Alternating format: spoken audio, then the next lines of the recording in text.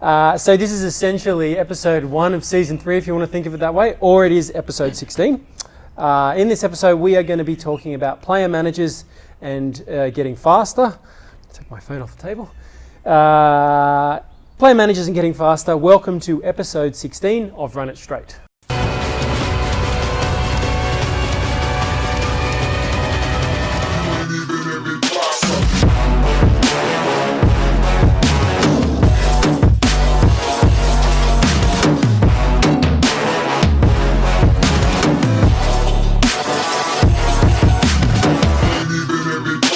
Okay, our first question comes to us via Instagram. Hey guys, I'm 16 years old and I've been told I need a player manager. My mum and dad said they're not sure. What do you guys think? Chris?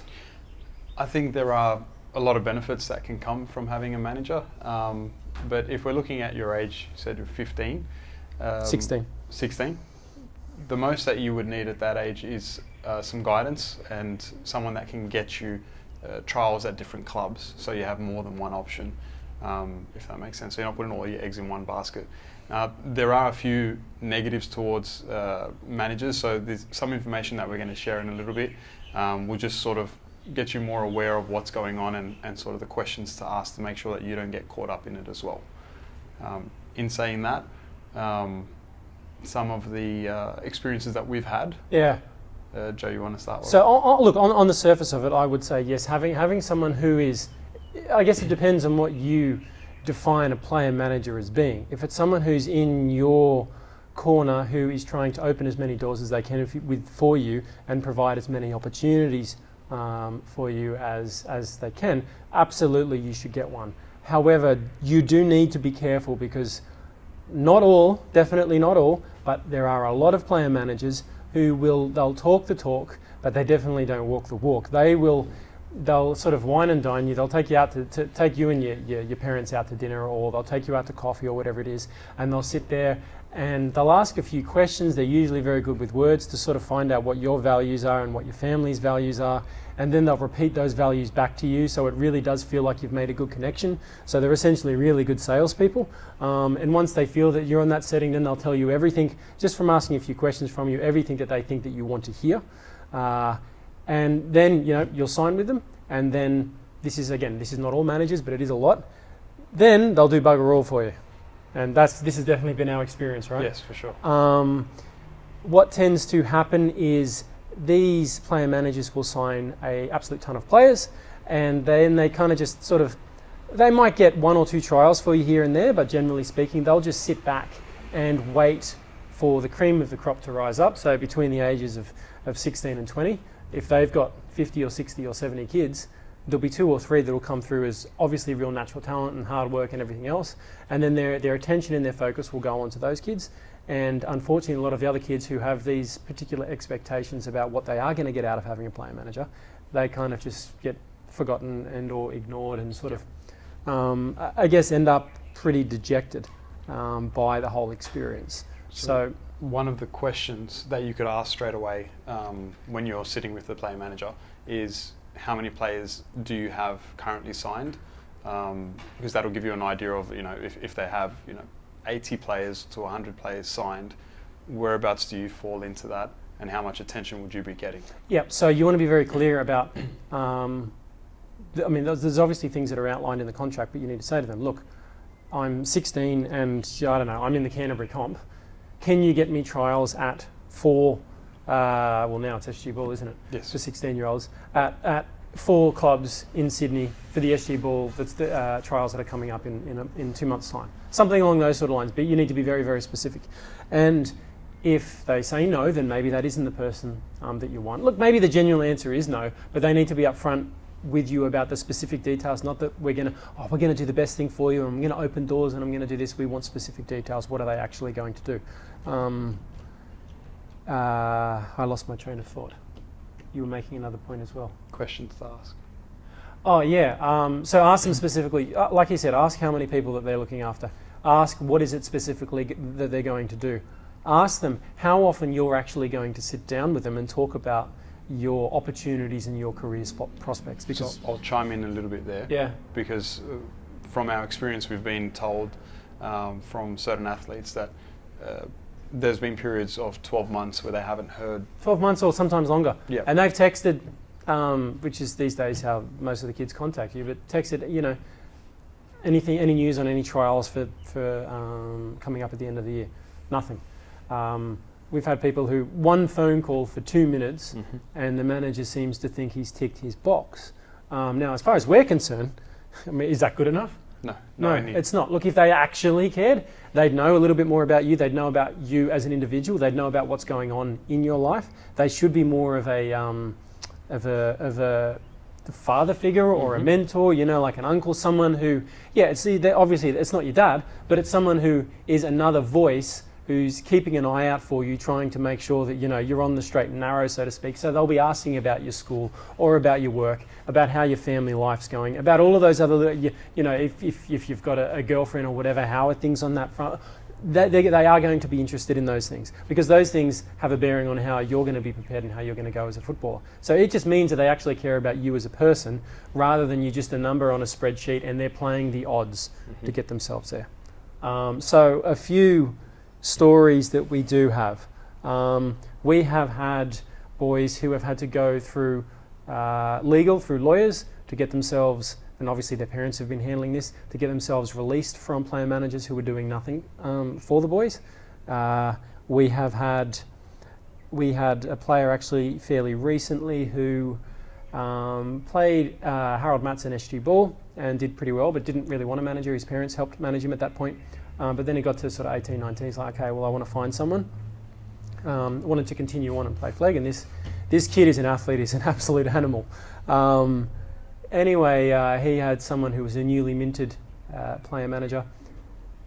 I'll sign you, absolutely, I'll get you opportunities, I'll get you this, I'll get you that. 12 months later, zip, zero. Yep. Not a phone call, nothing, no trials for flag, nothing at all like that. So, I mean... But again, quite convincing in the first sitting. Promising. Yeah, he said, oh, no one's ever spoken to me like this guy spoke to me when we sat down for coffee for an hour and a half, signed me up and then nothing. And this seems to be, again, I mean, we can't emphasise it, this is not every player manager, but these guys are out there. It'd be fantastic to see the NRL crack down on this a little bit more. I know that they are trying to do things about them at the NRL level and the way things are manipulated. We can tell you that it's not really any better while working with the kids. We had another case of, we had a player who got picked, he was in the summer squad for SG Ball with one of the junior clubs in Sydney, and he had been told essentially that he was going to be in the starting side once the SG Ball comp comes around. Once, literally, it was 2 days before the team came out, the coach sat him down and said, look, we can't put you in the squad, so we're going to put you in the development squad instead. You won't be able to play because you do have a 3 or 4 week suspension hanging over from last season, which is not going to be applied to your junior club, it's going to be applied to reps, which means, I mean, the SG Ball season's only, 8 or 9 or 10 rounds, it's not very long. You're going to miss nearly half of the season, and we can't carry someone on our roster who can't play. So the junior club, they knew, the SG Ball coach, they knew that he wasn't going to be eligible, but they wanted to keep him on the back burner just in case, and they didn't want one of the opposition teams, to be able to pick him. And we know of 2 other clubs who wanted to sign the kid, and they said, we don't care about the 4 weeks that you're going to miss out on. We want to sign you, and we want to sign you for this next SG Ball season. So, yep, you'll miss the first 4 rounds, and you'll play the last 5 or 6. The situation of that is what it is. It's understandable. But the thing that we were upset about was the fact that the manager therefore didn't do anything about it, didn't get up the club and try to force the issue of actually signing him, especially if there's another couple clubs interested and they don't care about the suspension. He was happy enough to let the kid stay at that existing club. Just go in development and not be able to play reps this year, which damaged that kid's opportunities in the future because he wasn't being seen. And he should have, like Chris said, he should have gone to that club and put more pressure on them. He should have gone to the other clubs. He should have known about this from the start, that the 3 or 4 week thing was going to be an issue. And he should have gotten guarantees from the club that he was either going to play, or if he wasn't able to play, then he should have been able to move him and take him to one of the other Sydney clubs where he could. So that was that case. We got more. We have one of the kids who signed with a player manager. Player manager was being hadn't really done much up until that point. Anyway, the kid he was in a summer squad, didn't end up getting picked, which is fine, that happens a lot, but then wasn't sure about where to go and play his next club season for a junior club. Yes. Anyway, asked the manager. Manager's somewhere where you're comfortable. They followed up, oh, okay, well, I understand that, but is there anywhere that might be more a better environment for him to develop? Are there any coaches he could work under that's going to help develop his skill set, make him a better player? Any clubs that are junior clubs that are more professional or anything along those sorts of lines? Manager essentially replies, we're not a parenting company. Basically, leave us alone. And it's like, as far as we're concerned, you have a duty of care. Like we said earlier on, you're definitely not the dad, but you are someone who is meant to be a mentor and a guide, and you're meant to be looking after the kids and trying to guide them down the right path. You're not just, it's not just, how would you put it, just a strictly nice professional, particularly when you don't even professionally do a very good job. It's pretty hard to claim that.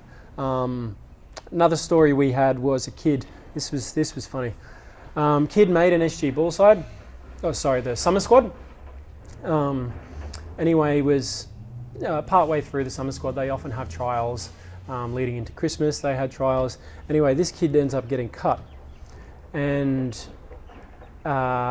spoke to us, and then Chris and I and some other people, we worked to try to get him a trial at another club. Anyway, he ended up getting a 2-week trial. That 2-week trial, the club ended up taking him on. Yes. And he ended up earning a spot in the starting side, SG Ball, and having a very, very, very good season that year for them. But anyway, so his player manager, after the SG Ball, the official sides, the Harold Matson and the SG Ball sides were announced, his player manager calls him up and says, oh, I'm sorry to hear that you didn't make the team. And he said, well, what are you talking about? And his player manager, who obviously hadn't even followed up with him at all through this period, didn't know that he'd been cut, 2 months prior.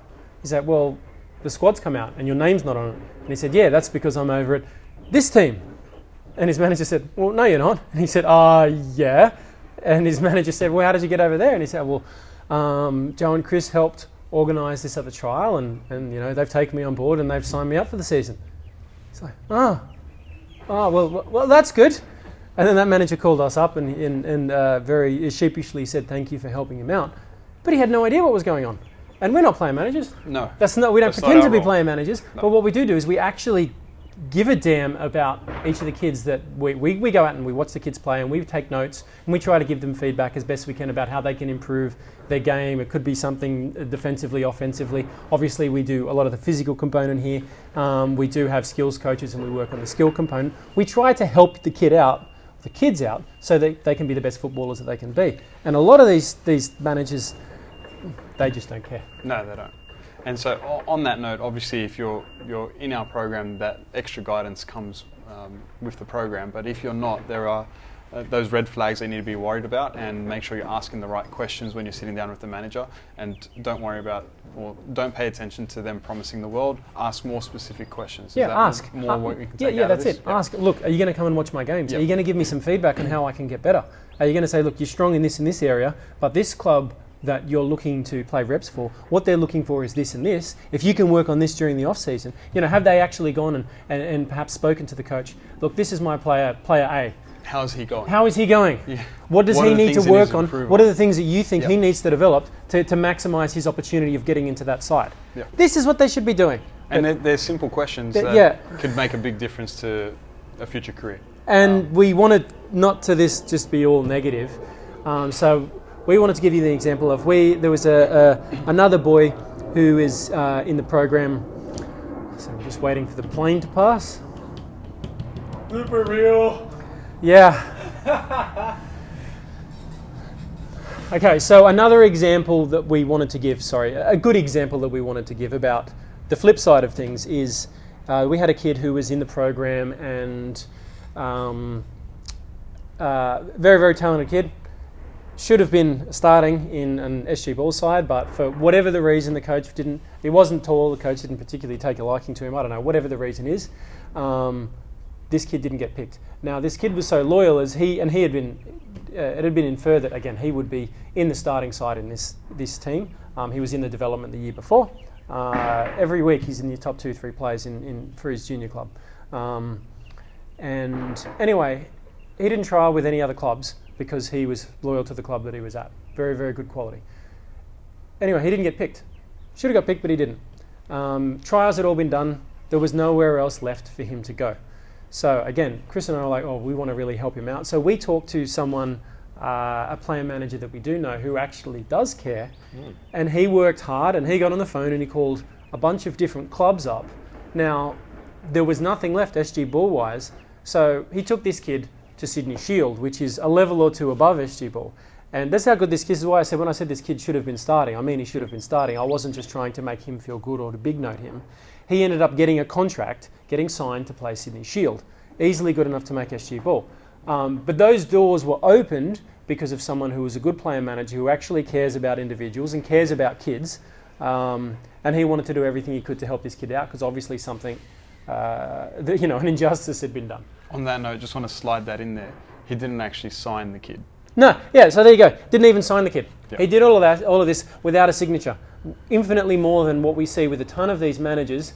Once they've signed the kid, they don't even do anything. Yep.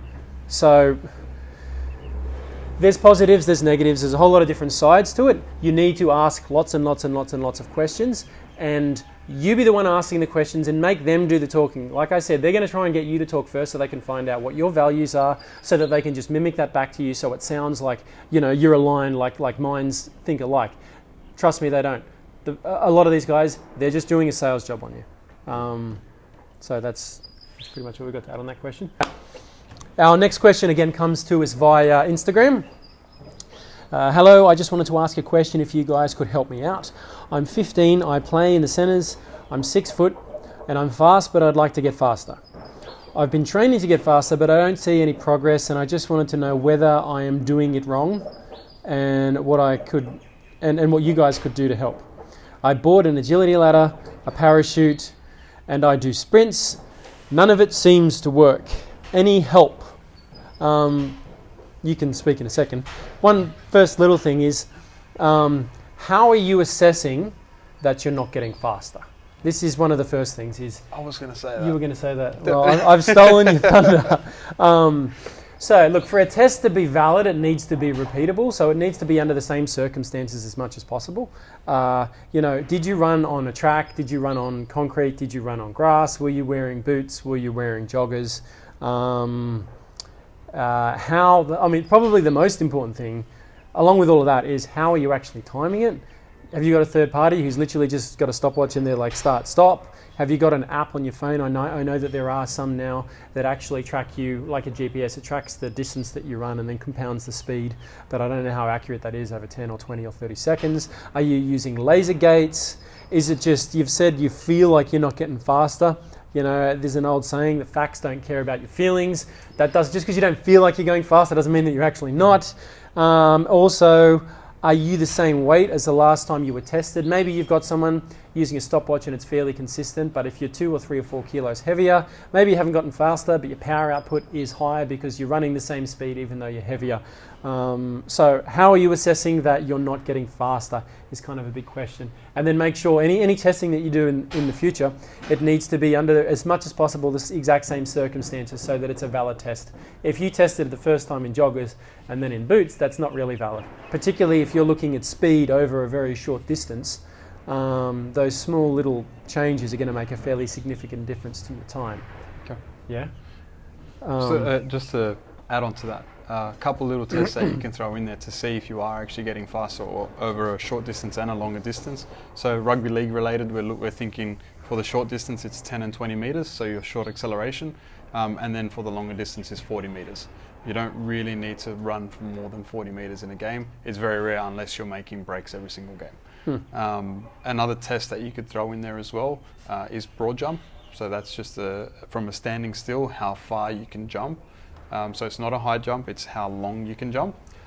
Because there's a direct correlation. For us, there's a direct correlation there, and we found that with all the boys that we test, without actually going and having them sprint, the biggest indicator of how well they'll do to the sprint prior, like if we take most of these kids and we have them perform a broad jump, and then we map that out, and then we have them perform the 10-metre sprints, it's actually usually fairly accurate for the lower body power output. Yeah. Now, go on. Things to make them faster now? Things to make them faster. Sure.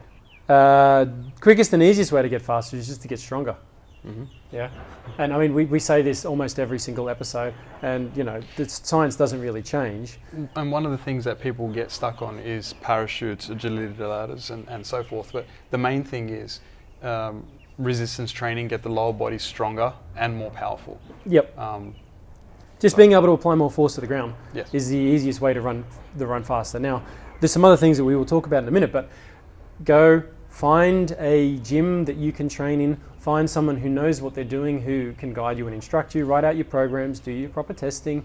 If you get stronger in the legs, so you know, if you're getting stronger with your squatting, obviously your technique needs to be right and everything else like that. And there's other exercises that you can begin off with that will then lead you to being able to squat. But if you can get stronger with your squat, if you can get stronger with your deadlifts, your pulls off the ground, you are going to get faster.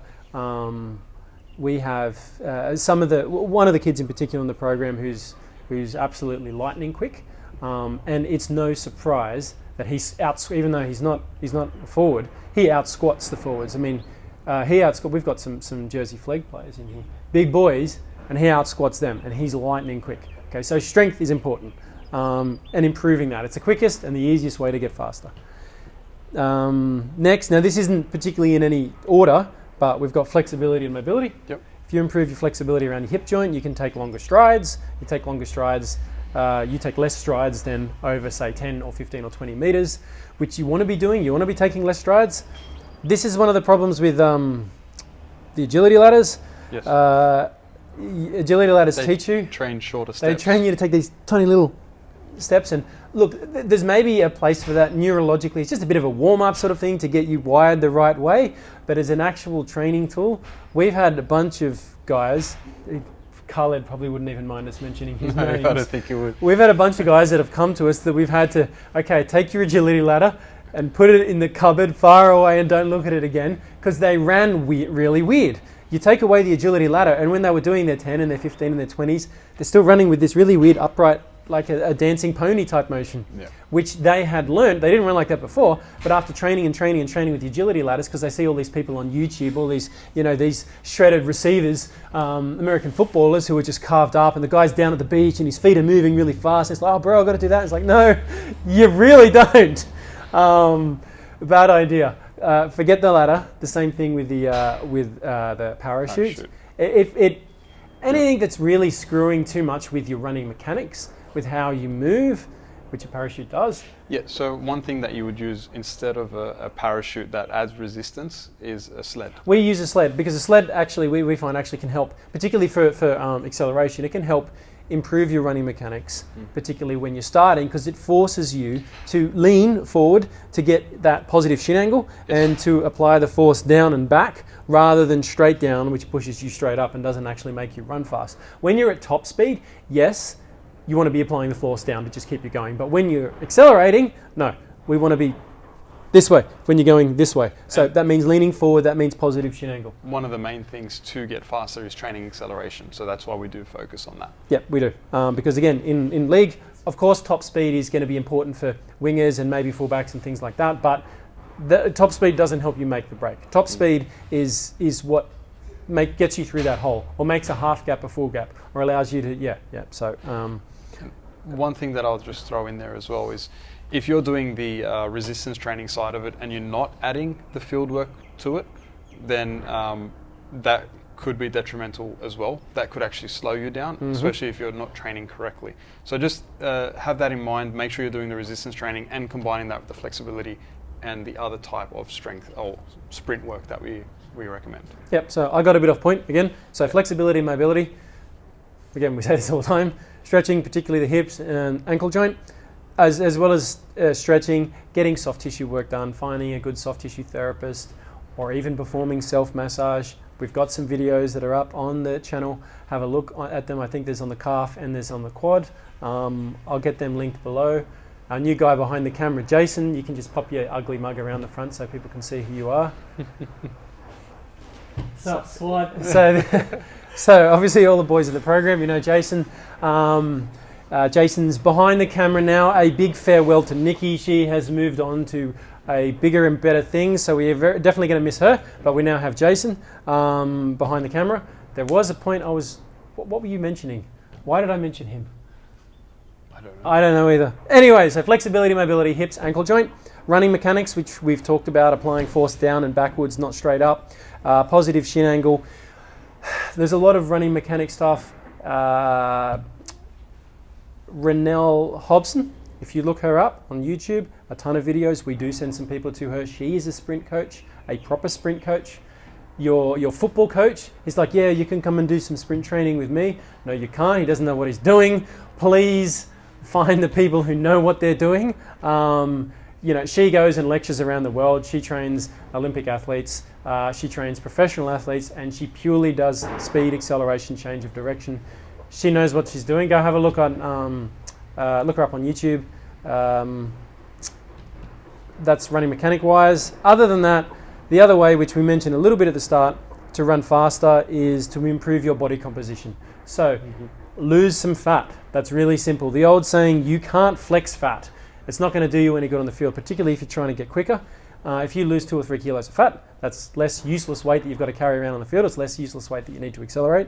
Which means you automatically get faster before you do anything else. Yeah. So, but I mean, I'm assuming we haven't actually really said in the question here. He just said, I'm 6 foot and fast, but I'd like to get faster.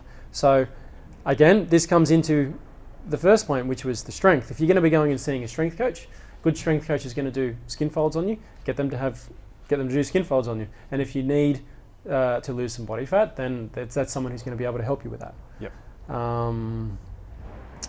I think that pretty much covers that. So strength, flexibility, mobility, running mechanics, body composition. Anything else? Sounds good. No, that's all right. That's pretty much going to do us for episode. Just remember, we've got to combine it all together.